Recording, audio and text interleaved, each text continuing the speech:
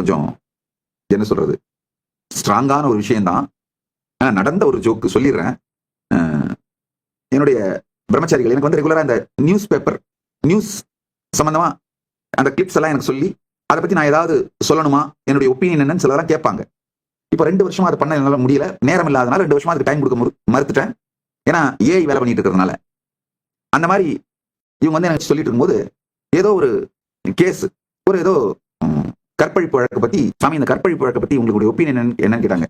ஏய், நான் அந்த ஊருக்கே போலியாடா, அந்த கேஸ் என் தலைமை வச்சாங்களா. அப்புறம் இல்ல சாமி, அது மீடியால இந்த நியூஸ் சாமி, அதை பத்தி நீங்க என்ன சொல்றீங்கன்னு கேட்கிற சாமி அப்படின்னு. இந்த மாதிரி நான் போகாத இடங்கள் எல்லாம் கூட அவங்கவுங்களா உருவாக்கிக்கிட்ட ரூமர், கதைங்க, ஜோடிக்கப்பட்ட வழக்குகள், இதெல்லாம் உங்க கண்ணுக்கு வரும், காதுக்கு வரும். இதையெல்லாம் தாண்டி உண்மையிலேயே உங்களுடைய பொங்குகின்ற உயிர்மையும் உயிர்மின் சக்தியும் நன்றியும் நன்றி பேருணர்வும் இருக்கான்னு பாக்குறதுக்காக ஒரு 6 மாசம் தள்ளி விட்டுருவேன். ஒரு வருஷம் அப்புறமா அப்படின்னு. அதுக்கப்புறம் வந்தாலும் இப்ப என்ன அவசரம், சொல்றேன் போ அப்படிம்பேன்.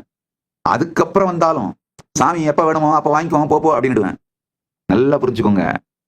ஏன்னா நன்கொடை கொடுத்துட்டு அவருக்கு ஐயோ ஒரு வேகத்துல கொடுத்துருக்காம இருந்திருக்கலாமோ, ஒருவேளை நம்மளை பிரெயின் வாஷ் பண்ணி வாங்கிட்டாங்களோ அப்படின்னு நினைச்சாருன்னா அவருடைய அந்த சுய சந்தேகம் என் மீதும் கைலாசத்தின் மீதும் திரும்பி குரு சந்தேகமாக, கைலாசத்தின் சங்க சந்தேகமாக ஆகி சங்கத்தை இழந்து விடுவார். சங்கத்திலிருந்து தூரம் ஆயிடுவாரு.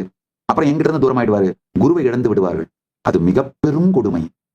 குருவை இழத்தல், ஹஸ்பண்டை இழந்து விடோவாகிறது, ஒய்ஃபை இழந்து விடோயர் ஆகிறது, அதையெல்லாம் விட குருவிடமிருந்து தூரமாய் போய் இந்த குரு விடோவாகிறது தான் மிக பெரும் கொடுமைங்கயா, மிக பெரும் இழப்பு.